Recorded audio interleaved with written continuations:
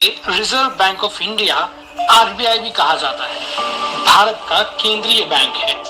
ये बैंक भारत के सभी बैंकों का संचालक है तथा भारत की अर्थव्यवस्था को नियंत्रित करता है।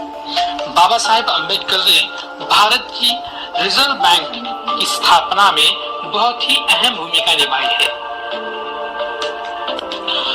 1930 में पूरे विश्व में भीषण आर्थिक मंदी चल रही थी। ब्रिटिश थी, खासकर उपनिवेशों में, जहां आजादी की मांग जोर पकड़ती जा रही थी। वहां सरकार की पकड़ को बनाए रखने के लिए स्थानीय समस्याओं का समाधान आवश्यक था। समस्याओं के मूल में कुछ वैश्विक मंदी का हाथ था और कुछ स्थानीय रोजगारों के उजड़ जाने से आई उत्पन्न मंदी का।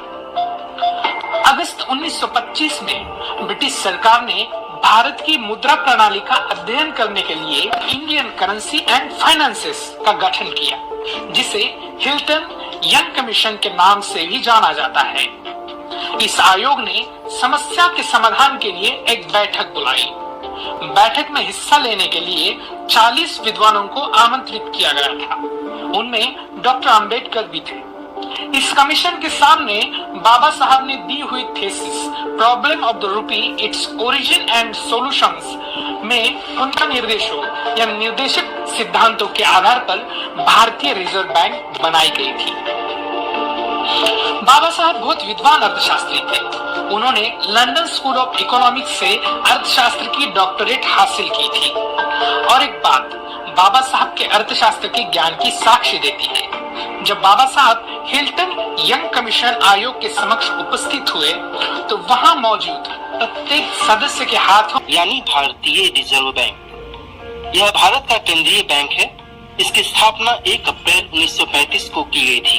इसकी स्थापना भारतीय रिजर्व बैंक अधिनियम 1934 के प्रावधानों के अनुसार की गई है। 1949 में आरबीआई का राष्ट्रीयकरण किया गया, जिसके बाद से यह पूरी तरह भारत सरकार के स्वामित्व में है। इसका केंद्रीय कार्यालय शुरुआत में तत्कालीन कलकत्ता में स्थापित किया गया था। 1937 में इसे स्थायी तौर पर मुंबई में स्थानांतरित करते हैं। इसके केंद्रीय बोर्ड की इसका कामकाज केंद्रीय निदेशक बोर्ड द्वारा शासित होता है।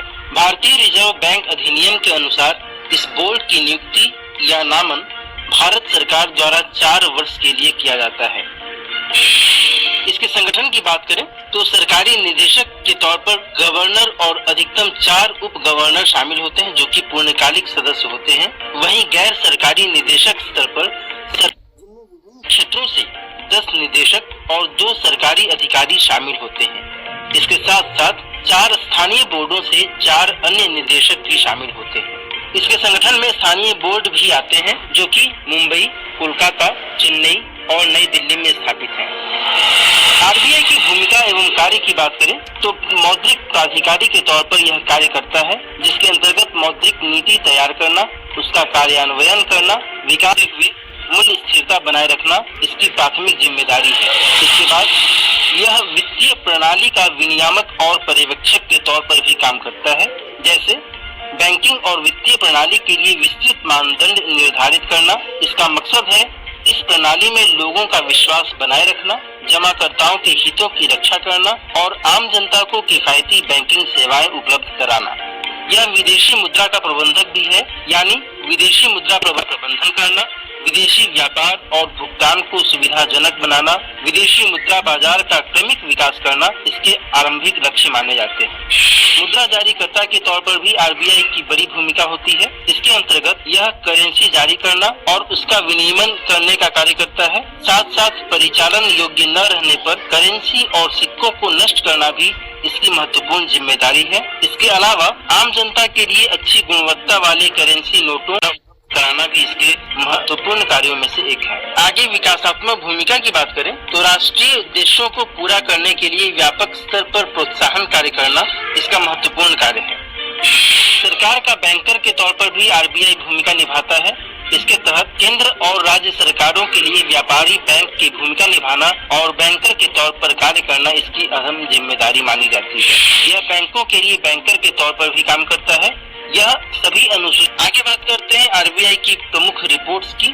तो वार्षिक रिपोर्ट के तौर पर भारत में बैंकिंग की प्रवृत्ति और प्रगति पर रिपोर्ट जारी की जाती है। इसके अलावा मुद्रा और वित्त पर रिपोर्ट भी जारी की जाती है। अर्धवार्षिक रिपोर्ट की बात करें तो वित्तीय स्थिरता रिपोर्ट, विदेशी मुद्रा प्रारक्षित रिपोर्ट और मौद्रिक नीति रिपोर्ट आरबीआई जारी करता है।